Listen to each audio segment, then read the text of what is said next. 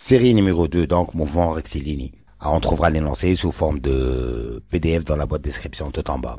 Exercice numéro 1.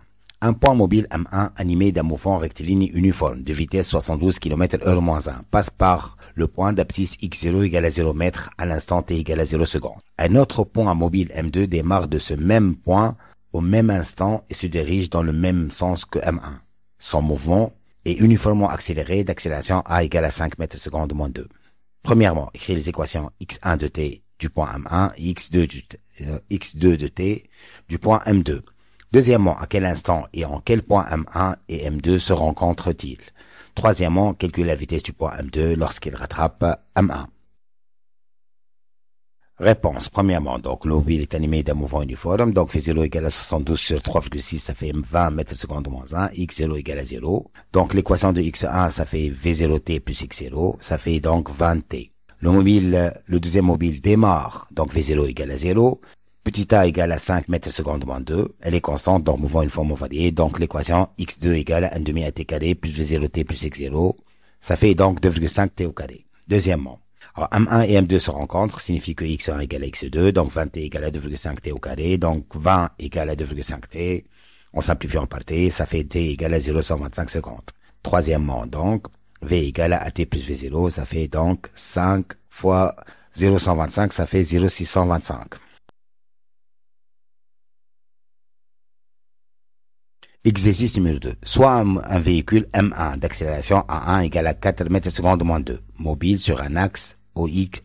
À l'origine des temps, le véhicule M1 est en M01 d'abscisse x01 égale à 1 m et possède une vitesse V01 égale à moins 3 m/s moins 1. Alors, premièrement, quelle est la nature du mouvement? Deuxièmement, écrire les équations V1 de t et x1 de t. Troisièmement, déterminer les dates auxquelles le véhicule passe par l'origine O du repère. Quelle est alors sa vitesse?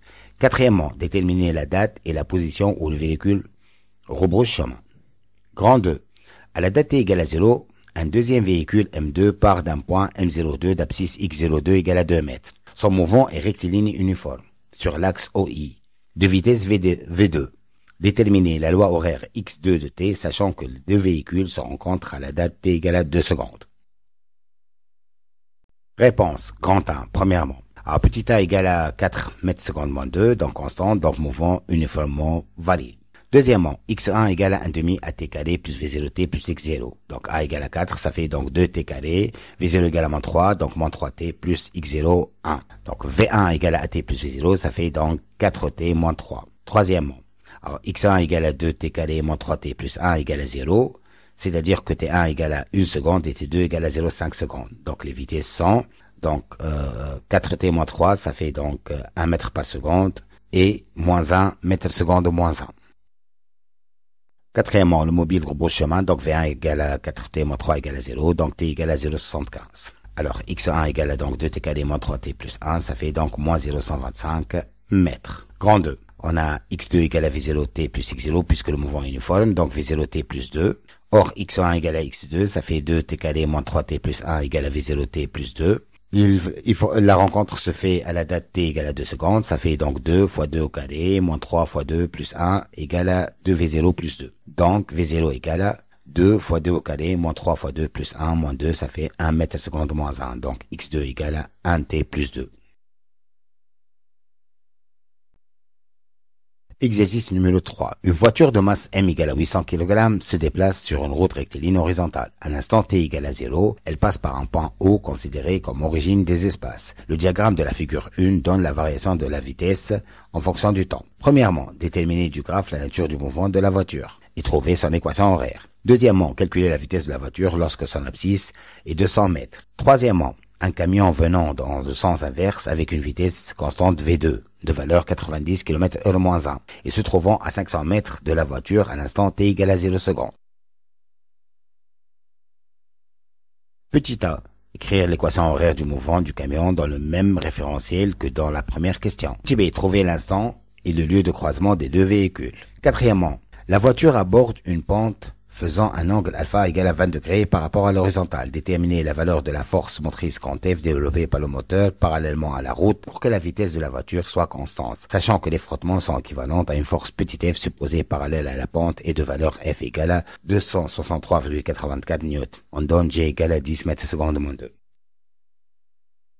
Réponse. Premièrement, V égale à f de t est une fonction affine, donc son mouvement est rectiligne uniformément varié. Alors, V égale à kt plus p, d'où k, la pente, égale à V2 moins V1 sur T2 moins T1. Ça fait 31 moins 6 sur 10 moins 0, ça fait 2,5 mètres secondes moins 2. B, c'est l'ordonnée à l'origine, donc égale à 6 mètres secondes moins 1. Or, V égale à AT plus V0, donc A égale à la pente égale à 2,5 mètres secondes moins 2, et V0 égale à 6 mètres secondes moins 1. Alors, X1 égale à 1 demi AT carré plus V0T plus X0, ça fait donc 1,25 T au carré plus 6T plus X0 qui est égal à 0. Alors, deuxièmement, on a V au carré moins V0 carré égale à 2A X moins X0, donc V au carré égale à V0 plus 2A X moins X0, donc V égale à racine carrée de V0 au carré moins plus 2A facteur de X moins X0. Faisant calcul donc, on trouvera V égale à 32,2 mètres secondes moins 1.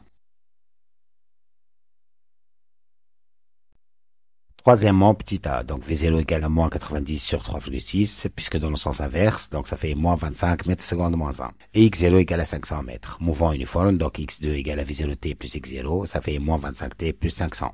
Petit b, donc rencontre signifie que x1 égale à x2, donc 1,25t au carré plus 6t égale à moins 25t plus 500. Donc on obtient 1,25t au carré plus 31t moins 500 égale à 0. Donc t1 égale à 11,3 secondes et t2 égale à moins 35,9 secondes. Moins 35,9 secondes.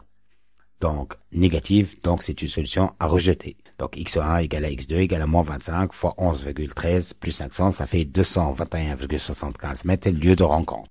Donc, quatrièmement, cette question donc appartient au chapitre relations fondamentales de la dynamique, mais quand même je vais répondre. Donc, somme des forces extérieures égale à MA, donc F plus petit f plus R plus F égale à MA, donc projection sur l'ex prime égale à grand F moins petit f moins mg sinus alpha, donc grand F égale à la force motrice égale à frottement plus mg sinus alpha, ça fait 263,84 plus 800 fois 10 fois sinus 20, ça fait 3000 newtons.